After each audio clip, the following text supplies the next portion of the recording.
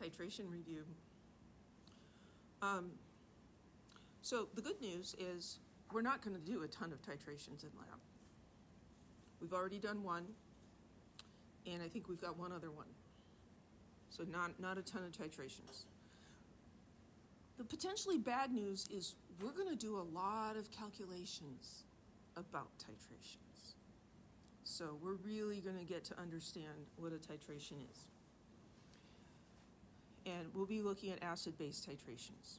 So when we have an acid-base titration, we take a solution where we know the concentration is, what the concentration is. Typically, we put that in the burette. And we react it with a solution of unknown concentration. And that's generally what's in the flask. One of those is an acid, one is the base. In Chem 1A, it was always sodium hydroxide in the burette. But you can use like HCl and titrate a base to find out its concentration.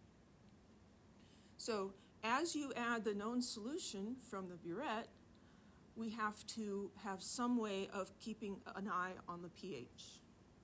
Because the end point is where we've added the same number of moles of, say, hydroxide as the unknown has moles of H+. And that's how we can figure out what the concentration is. The thing is, you can't just see that happen. When we did that redox titration with the permanganate is very purple. And so as soon as you get an excess, you can tell, right? So that's like self-indicating. It's really cool. Doesn't work with pH titrations. So we can use an indicator or we can use a pH meter, okay?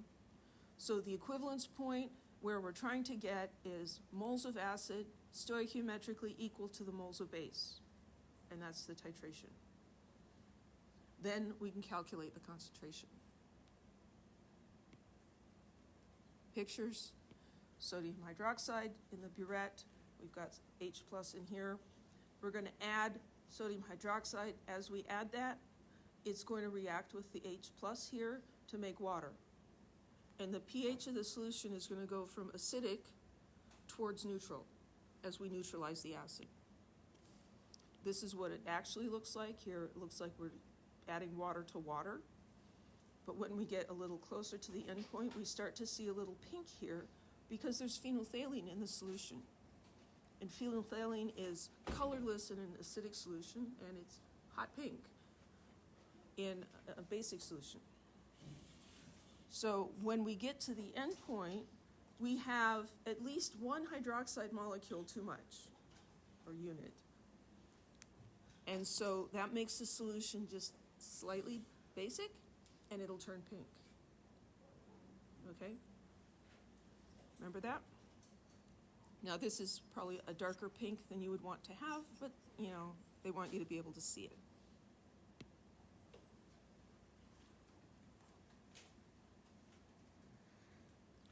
So a titration curve, also known as a pH curve, is where we plot the pH of the solution as a function of the volume of known concentration added.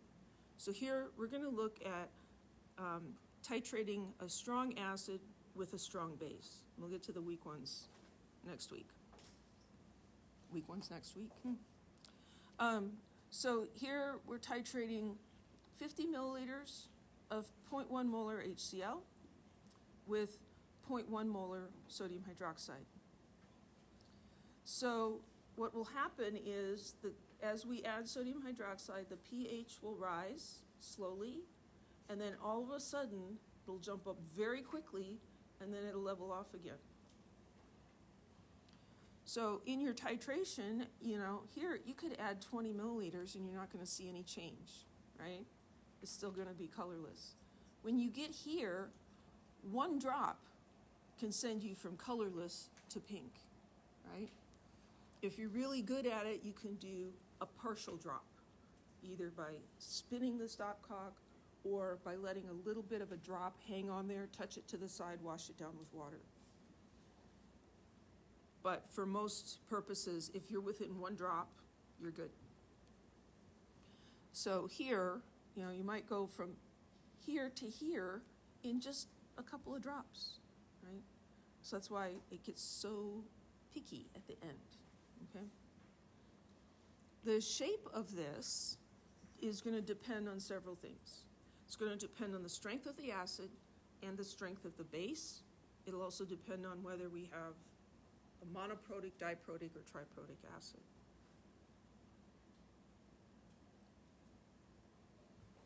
Okay. We talked about millimoles, sort of informally. Here's the official lesson on millimoles. I've tried to convince you guys that millimoles are good. I'm going to be using millimoles. So if you're still not on board, now's the time to get on board, okay? Why do we want to use millimoles? I should have brought my millimole with me. Maybe I'll bring it for the exam. I have a mole, a stuffed mole, like a little rodent in a lab coat. That's a mole, right?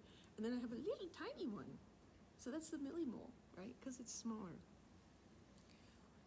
We often measure volumes in milliliters, right? Because we're not doing huge quantities of stuff. So we're measuring in milliliters all the time. But the concentrations are in moles per liter. And so as you may have noticed, you end up converting from milliliters to liters and liters back to milliliters over and over and over again, just all the time. Also, what happens is the amounts in moles are often very small, too small to conveniently express in decimal notation.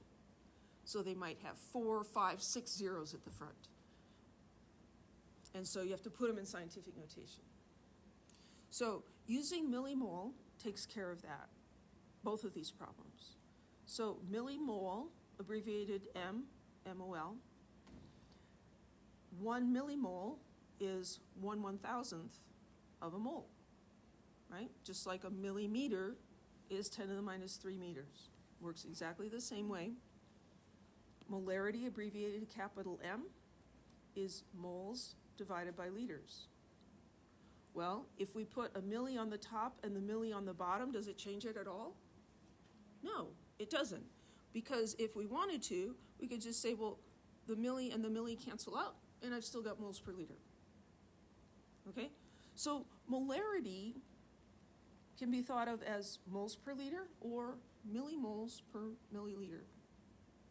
When we think of it this way, and we multiply by our volume in milliliters, we don't have to convert, and then we get millimoles for our answer, which a lot of times we end up dividing by milliliters later to get back to molarity, and then it all takes care of ourselves, instead of having to do that conversion twice. Okay? So that's what I'm going to be doing. Okay, so let's look at the titration of a strong acid with a strong base. We're going to look at 25 milliliters of 0.1 molar HCl being titrated with 0.1 molar sodium hydroxide. So this is asking us, what's the volume of sodium hydroxide needed to reach the equivalence point? So this is a stoichiometry problem. This is the chemical reaction, HCl reacting with NaOH. The H and the OH are going to neutralize each other and become water, and the sodium and the chloride are going to be left over and hanging around as salt. So the way I teach my Chem 1A students to do these problems is to use the balanced chemical equation to help you sort out what these numbers are. So 25 milliliters of HCl. So I'm going to write 25 milliliters under HCl. And it tells me that the concentration is 0.100 molar.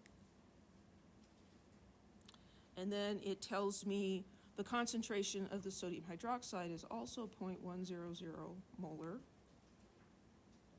So that's the information I'm given. And what I'm trying to find is the volume of sodium hydroxide. So question mark. It doesn't specify a unit, but milliliters are what we usually use. Any questions? So, a stoichiometry problem,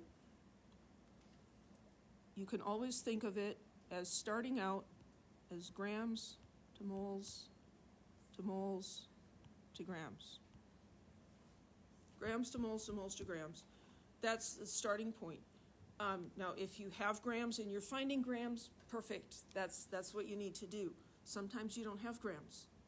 So what'll happen is the mole to mole is going to be the same, always. It's always moles to moles in the middle, but the unit on each end can be different. So here, instead of grams, we're looking at milliliters. And at the end, we're trying to find a volume, so that's also going to be milliliters. If we're using milliliters, I was not thinking ahead, but I can compensate for that, then we should also use millimoles.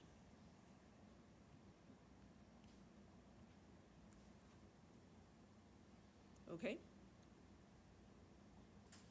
You could do liters to moles to liters, but we've got volumes in milliliters, so let's not fight it. Let's just embrace it and go with it. Milliliters to millimoles to millimoles to milliliters. So what I'm going to start with, this is a single unit.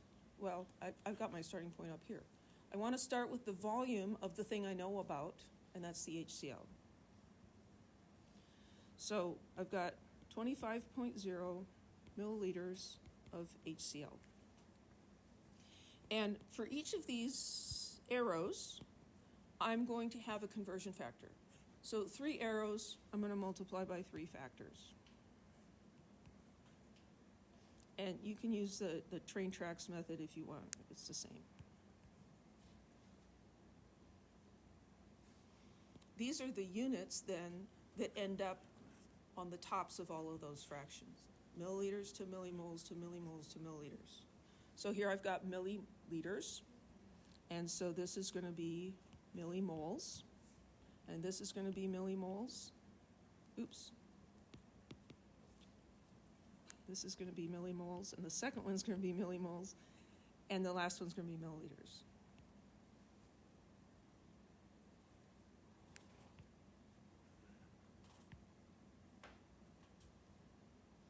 If you've never seen it explained this way, it might seem a little strange to you. So I know the volume of HCl. I can convert that to millimoles of HCl. So I really should have left space in there. Millimoles of HCl.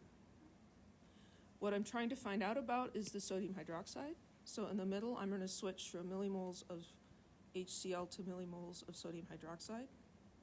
And at the end, I'm going to have milliliters of sodium hydroxide. Any questions? I need these units to cancel out. Dimensional analysis, you look at the dimensions, you look at the units first before you start throwing numbers in there. So I've got milliliters of HCl. I need that to be divided in the next one so it'll go away. So I need milliliters of HCl down here so that unit will cancel out. Down here, I want millimoles of HCl. So the unit cancels out. Down here, I want millimoles of sodium hydroxide. So the unit cancels out. So I'm going to end up with milliliters of sodium hydroxide, which is what I initially set out to find. Any questions? Yeah? Would this type of equation, would M1V1 equal to M2V2 also work? That's an excellent question. I was going to bring that up. Thank you for asking. Could we use M1V1 equals M2V2? For this particular example, you could. But that's only because it's a one-to-one stoichiometry. If you have sulfuric acid and sodium hydroxide, you need 2 moles of sodium hydroxide for every mole of H2SO4. And so then it does not work. And so what I tell students is you can only use M1V1 equals M2V2 when you're doing a dilution, right? This is not a dilution. This is a chemical reaction. So if you've got a chemical reaction, if there's a chemical equation going on here, then we should use stoichiometry. Now, if you successfully use it appropriately, I'm not going to say anything. But just know that I know that students like to do that, and so then I often put questions on an exam where it doesn't work, just to make sure that you understand what you're doing. Great question. Okay, and this is taking a long time because I've kind of explaining it for those of you that didn't hear it in my Chem 1A class. Okay, so millimoles per milliliter. That's the same as moles per liter, right? Everybody okay with that? Well, what's the concentration? It's 0.1 moles per liter. Might be a good idea to write that out. Moles per liter or millimoles per milliliter. So the number is on top with the moles. So I'm going to put the number up there. And then the second one is millimoles to millimoles, and that's going to come from the ratio of the coefficients. You may be accustomed to doing, 1 mole of this to 1 mole of that. Well, that's the same as 1 millimole to 1 millimole, right? If you want to, before you do any of this, if you want to cancel the millis out, go right ahead. You could do that if it makes you feel better. So this is 1 to 1. And that factor there is the part that's missing, that gets lost if you're using M1V1 equals M2V2. And then over here, I've got milliliters on top and millimoles on the bottom. And I've got this concentration.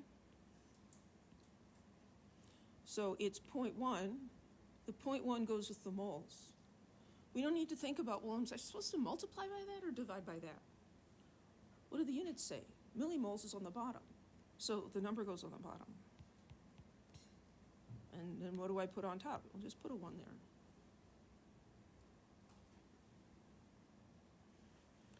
So then to calculate this, 25 times 0.1, if it bothers you, divide by 1, times 1 divide by 1, times 1 divide by 0.1. I'm like, well, that's kind of boring. Yeah, it comes out to be the same volume.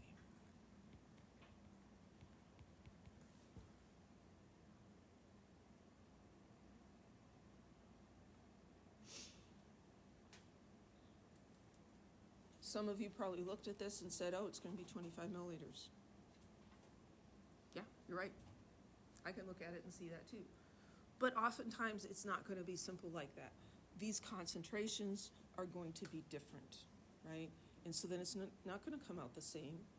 So we need to know how to do this process. This is a stoichiometry calculation, and they're scattered all over Chem 1B. They just don't go away. Okay, so that's the volume. Yeah. So in this one, it would be with 25 milliliters also because it's the same concentration of the Right. HCl and So what we have here is we have the 1-to-1 ratio of the acid and the base, and the concentrations of them are the same. So then we're going to use the same volume. I added a 0 by accident. So if the ratio is different? If the ratio was different, then the outcome would be different. So, like if we had H2SO4, that would react with 2 sodium hydroxides. And so those of you who like to just think things through, you say, well, I can use M1V1 and I just need to multiply or divide by 2. But which one? Is it multiply or is it divide? You can think about it, and I know when I think about it, I get it wrong sometimes. That's going to show up here. It's going to be 2 moles of sodium hydroxide for 1 mole of HCl. So it would be multiply by 2 instead of divide by 2. Okay, any other questions? So, there's various calculation shortcuts that you can use, which is fine if you understand the process behind it. If you don't understand the process behind it, you're going to make some mistakes using those shortcuts. Okay, so we're titrating this thing, And this is asking us, what's the initial pH before we add any base? So what do we have in the solution? Before we add the base, we've got 25 milliliters of 0.1 molar HCl. How do we calculate the pH of a strong acid?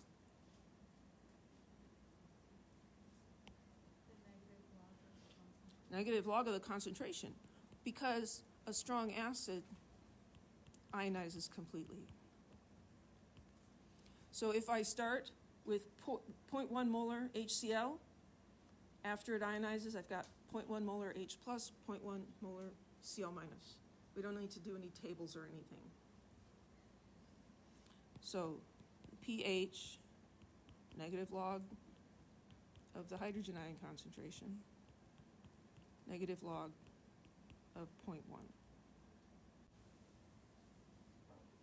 I put 3 decimal places here because this initial concentration had 3 significant figures. And so that's been graphed on our little chart here.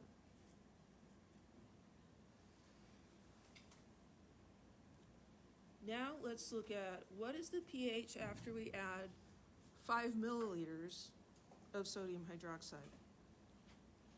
And if you look at this illustration in the book, they use a slightly different table, slightly different method, accomplishes the same goal, but I find it confusing, and this is what makes sense to me, so this is what I'm teaching you. So this is the MICMA table.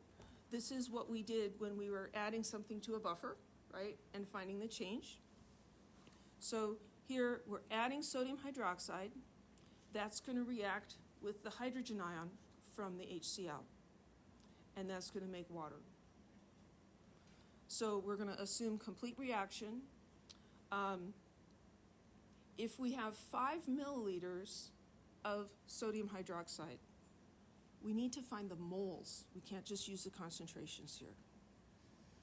So 5.00 milliliters of sodium hydroxide times 0.100 molar is going to be 0.500 millimoles.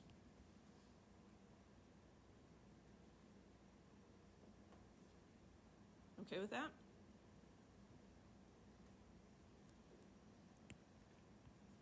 Because that capital M can be more, using millimoles here saves us a concentration, a volume unit change conversion. And if this was in moles,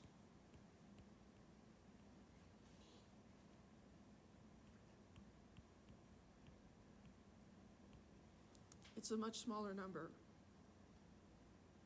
right? It's 1,000 times smaller. This number is more convenient to talk about and to write. And we didn't have to convert milliliters to liters. So we're not going to use this one. They're equivalent, but we're not going to do it. How much hydronium ion do we have?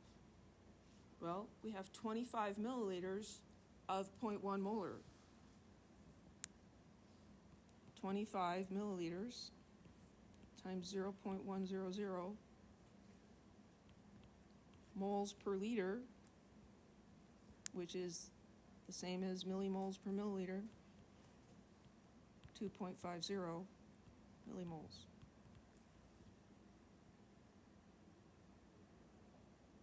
Okay? So it makes the math a lot easier here. You don't have to do any conversions. You take the milliliters times the concentration, you got the millimoles. So this is the amount of hydroxide we're adding. This is the amount of acid hydronium ion that we start with. So this is smaller. We're assuming complete reaction, and so that's going to get all used up. So that's going to go down by 0.5 millimoles. This is going to go up by 0.5 millimoles. So then after, we've got none of this, essentially, and 2 moles of that. Everybody okay with that? 2 millimoles? So this is our millimoles. To find the pH, we need the molarity, right? So it's 2 millimoles in what volume? It's not 25 milliliters anymore because we added 5 milliliters of sodium hydroxide. The volume is changing. That's why we have to do this part in moles or millimoles and not in concentration. So this is our millimoles of H+. We need to divide by the new volume, which is the initial volume plus the volume that's been added. Got that? So this is actually a concentration of 0.0667 molar. This is millimoles. These are milliliters. Millimoles divided by milliliters gives us molarity right back. Again, we don't have to convert from milliliters to liters. And then we need to find the pH. pH will be negative log of that concentration.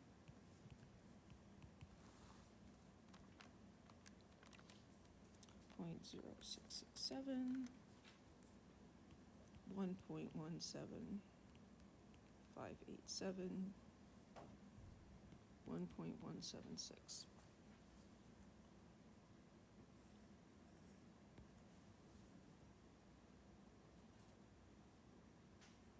Any questions? If you haven't noticed, what we're doing is in the class is we're learning little pieces and then we're putting them together, right? We're building on top of each other. So we learned how to calculate pH, right? We learned how to calculate the amount of hydronium ion from a strong acid. We talked about how to figure out how that reaction goes. This is something that,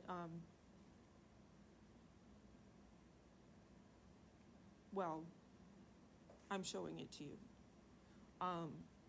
To do the concentration, we need moles over liters or millimoles over milliliters, and we just need to think about what happened.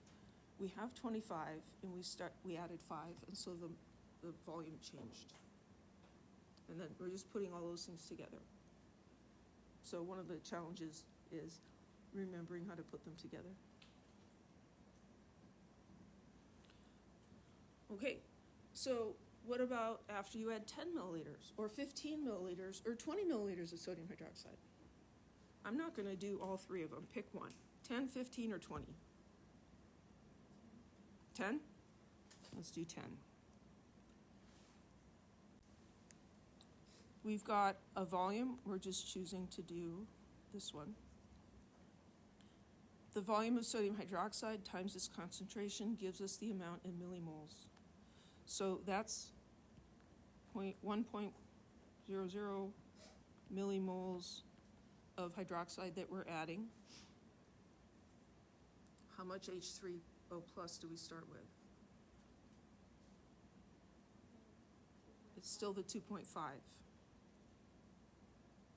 So when we do this problem, we already added 5 milliliters. This calculation, we don't need to think about that other one at all.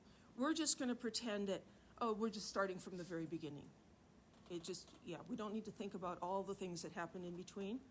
We're adding 10 milliliters total, right? And so that's what we're going to do. So this is 2.5 millimoles. And again, that comes from 25 milliliters times 0.100 molar HCl, 2.50 millimoles of HCl.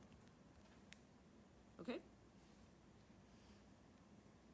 So here, the hydroxide is smaller. That's all going to react. And this is going to lose 1 millimole also. And so this is going to be 1.5 millimoles of H+.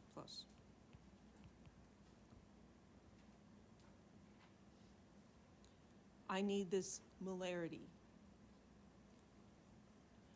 So the concentration of hydrogen ion is going to equal the number of millimoles divided by the total volume. We started with 25 milliliters.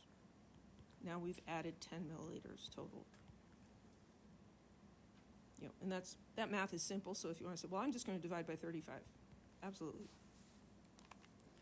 So 1.5, if you're doing it out on your calculator, either use parentheses or the fraction button so that you don't get it messed up. And this is going to give me 0.042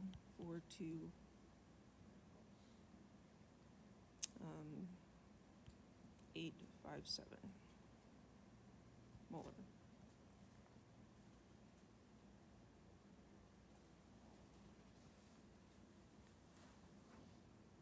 Any questions? And then the pH, right? So we're going to take the negative log of this, negative log of that, and the pH will be 1.36798. We'll call it, they're rounding it to 2 sig figs. Just on the surface, I don't see where they're getting that from, but it's okay. 1.36837, essentially the same.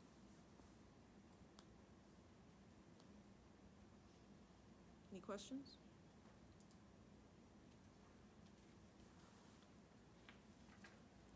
So we did the initial pH calculation. That was pretty simple. Then as we're adding more and more sodium hydroxide, we're going to do a calculation like this. Until we get to the equivalence point, right?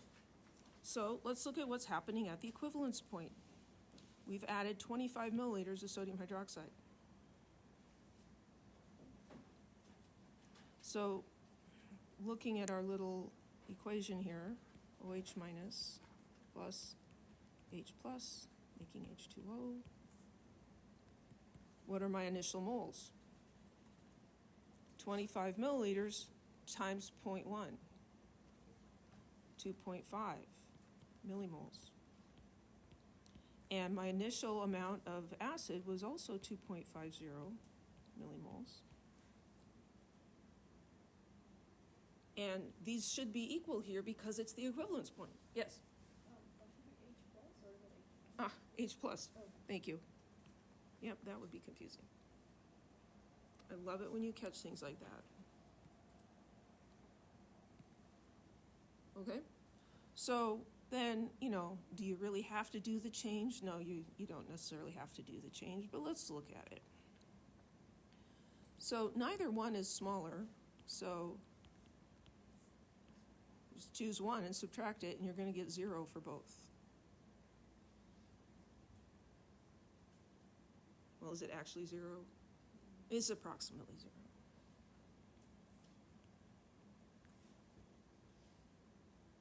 This is in water. The concentration of hydroxide equals the concentration of hydronium ion. What's the pH? 7. So the pH here is 7.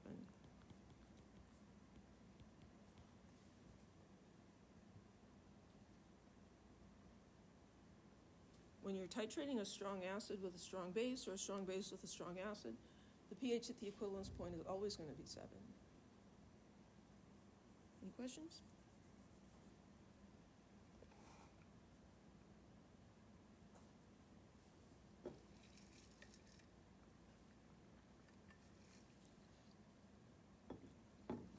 Now, up to this point, that's where we stopped with the titration.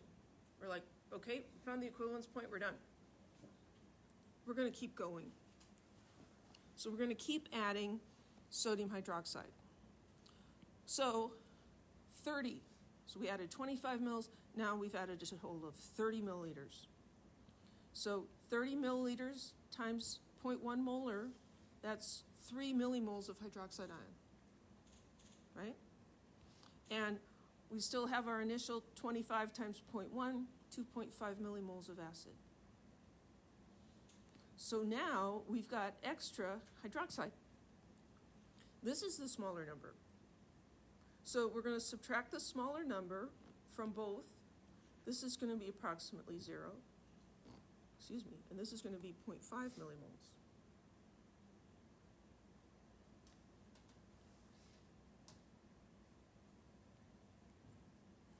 So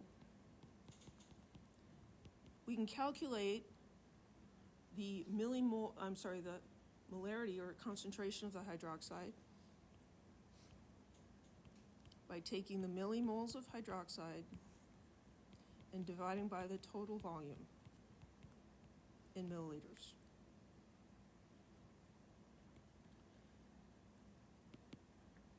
So the millimoles we got from the MICMA table, 0.50 millimoles of hydroxide. The volume, we're going to add the two volumes. We started with 25 milliliters. We added 30 milliliters.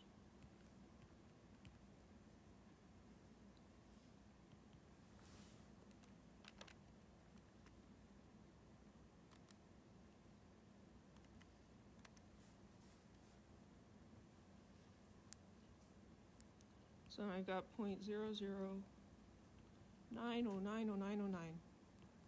Keeps going. This is the hydroxide ion concentration. So on the circle of pH, I'm on one side of the circle and I have to get to the other side because I want the pH. Right? I'm going to calculate the pOH first. pOH is going to be the negative log of that value.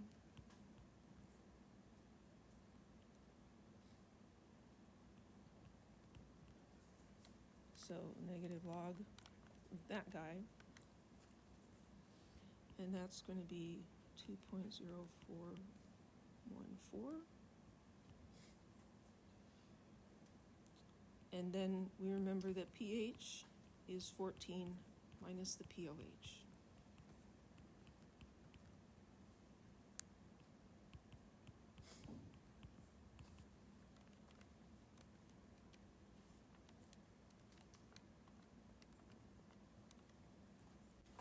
Adding 35, 40, 50 milliliters. Same process. Let's do 50 milliliters.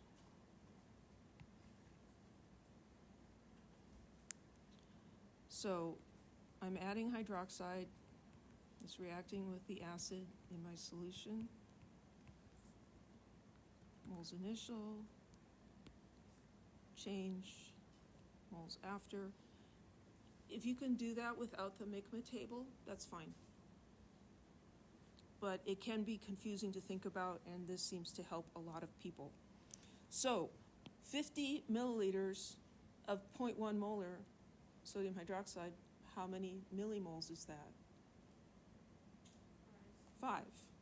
Is 50 times 0.1. And how many millimoles of H plus are in the thing? 2.5.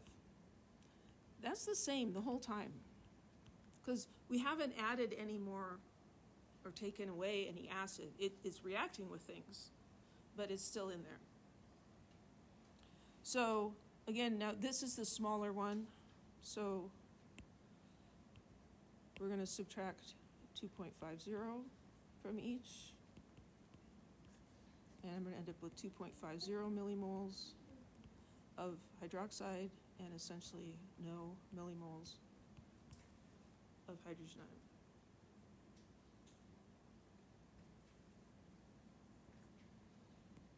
I need the hydroxide ion concentration. That's the millimoles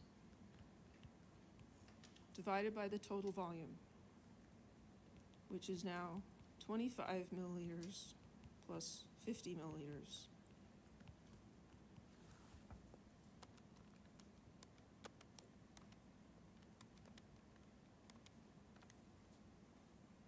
Zero point 0.3333.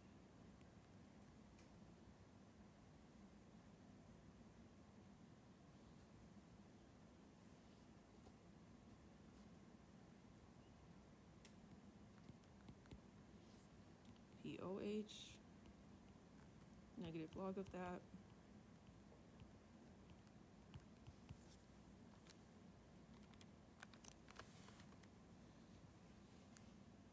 .4771.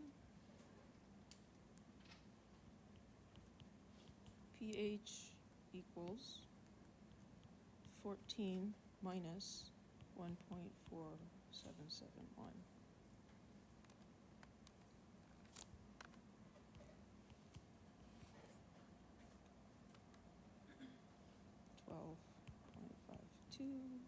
That's not a 2. 229. 12.52. Kind of a fancy looking 5, but it'll work. Any questions?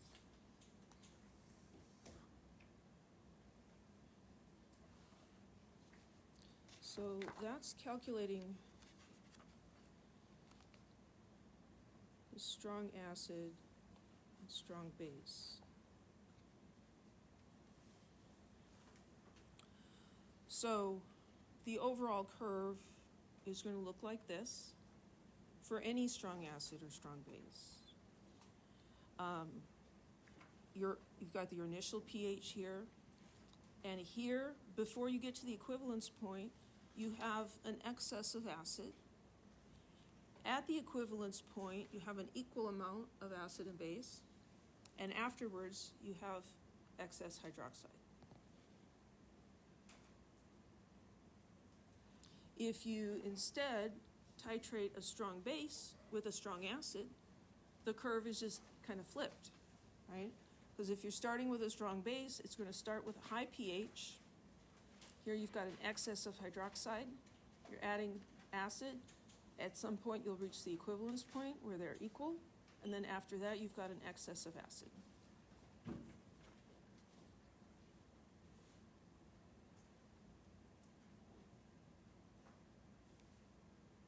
Okay. Here's one with slightly messier numbers. 50 milliliter sample of 0.2 molar sodium hydroxide titrated with 0.2 molar nitric acid. Calculate the pH after the addition of 60 milliliters of nitric acid. This would be a great exam question.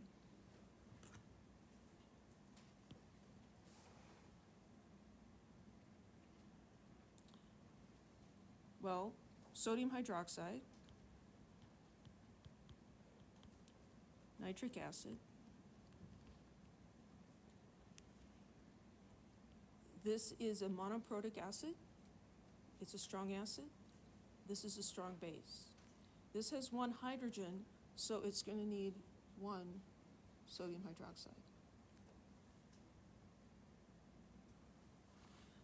So we're adding hydroxide. That's going to react with the acid and make water. And we need to figure out what are the initial moles of hydroxide and hydrogen ion. We've added 60 milliliters of 0.2 molar. 60 milliliters times 0.200 molar.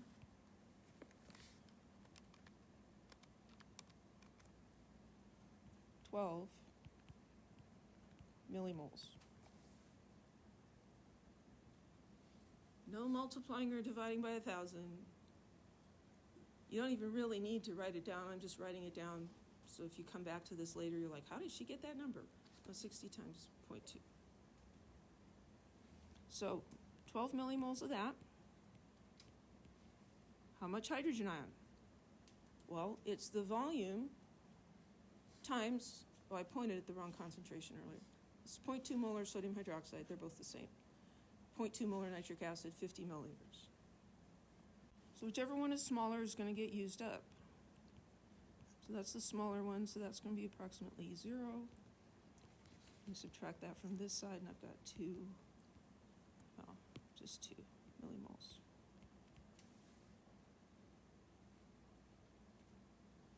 I need to calculate the concentration, and that's going to use the total volume. Yeah? Can you mix up the hydroxide and the hydrogen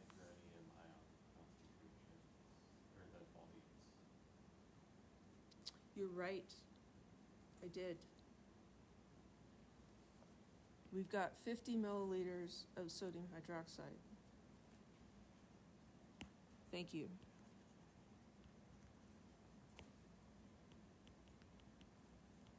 How about that?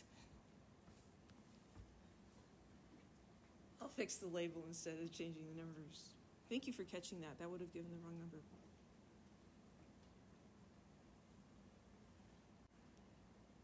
So now that it's correctly labeled, I have 2 millimoles excess H+. I have to calculate the concentration. 2 millimoles of H+. I need to divide by the total volume, which is the initial 50 milliliters plus the added 60 milliliters.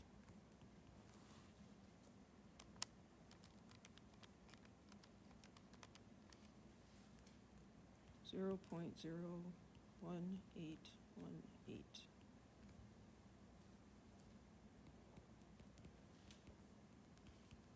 Take the negative log of that.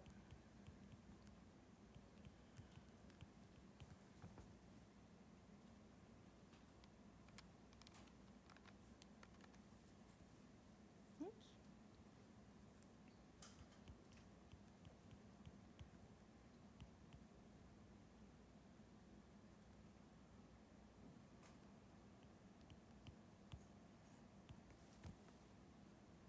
.74.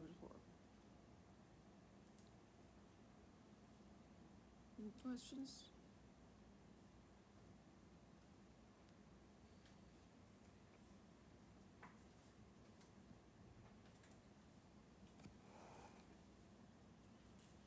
This will be the last slide for today. The amount of strong acid in the flask shown here is to be titrated with a strong base. Which mark on the burette next to the flask indicates the amount of base required to reach the equivalence point? So students who like math tend to not like these problems because you can't math your way through this, really. You kind of have to understand what's going on. So here's our acid, and we're shown individual hydrogen ions, and here we have individual hydroxide ions. So we need to know how many hydrogen ions are in here, right? So we have to count.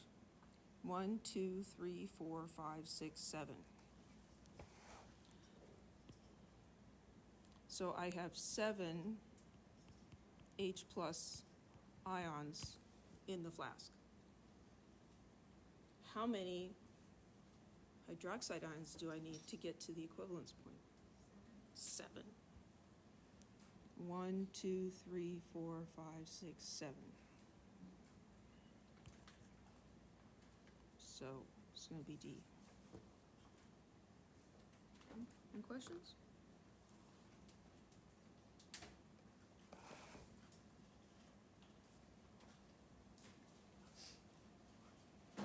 We're going to have a pop quiz. Give me a second to write it.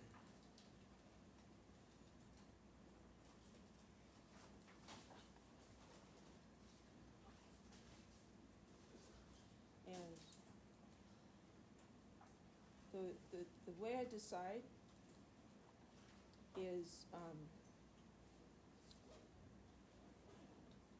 when I'm somewhat annoyed by the number of people missing. Not looking at any particular person missing, but just, there's a lot of people missing today. Graded quiz.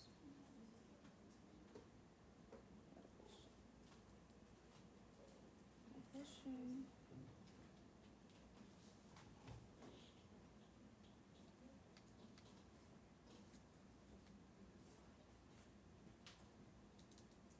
What color is my hate? What color is my hat? Oh, let's do this one. One with the above. Black. Blue. Green. Just to make it more fun, let's add one more.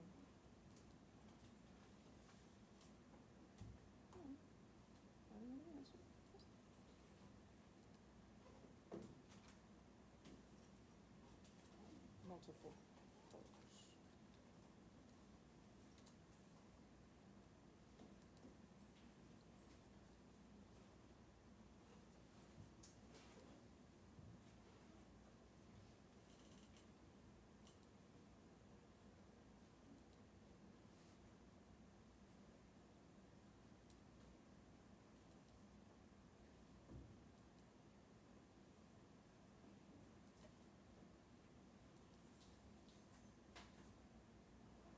So be getting on Canvas if you're not on there already.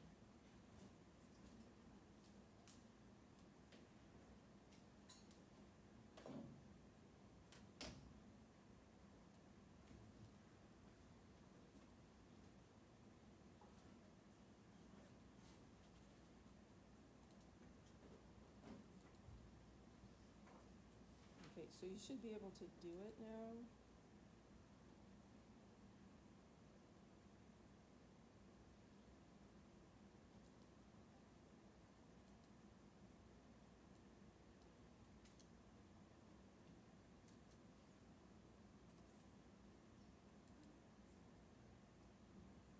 Oops.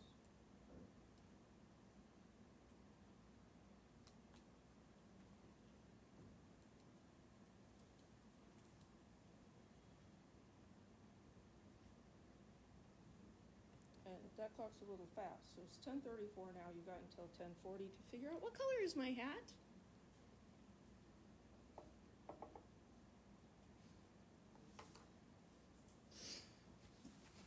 And the purpose of this is just to reward people that come to lecture, because coming to lecture is what's going to help you be more successful in the class. And I know pretty much everybody's going to have at least one lecture that they have a very valid reason for missing. That's fine. This isn't going to kill your grade. Okay, let's see. 10:45. So we'll start the exam at 11 o'clock, which is what the people who aren't here yet are expecting.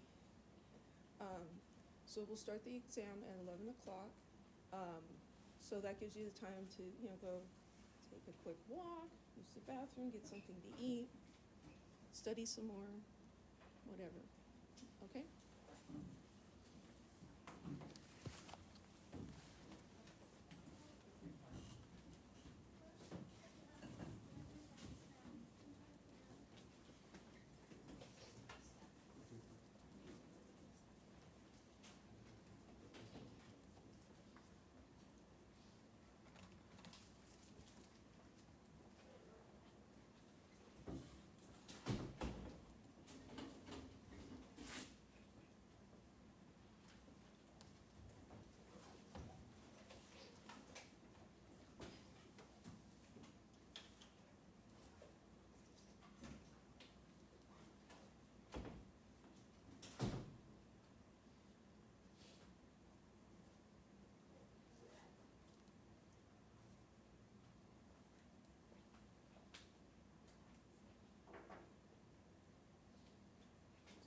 Pretty sure I didn't assign it to the other section, but I may have made a mistake and done that.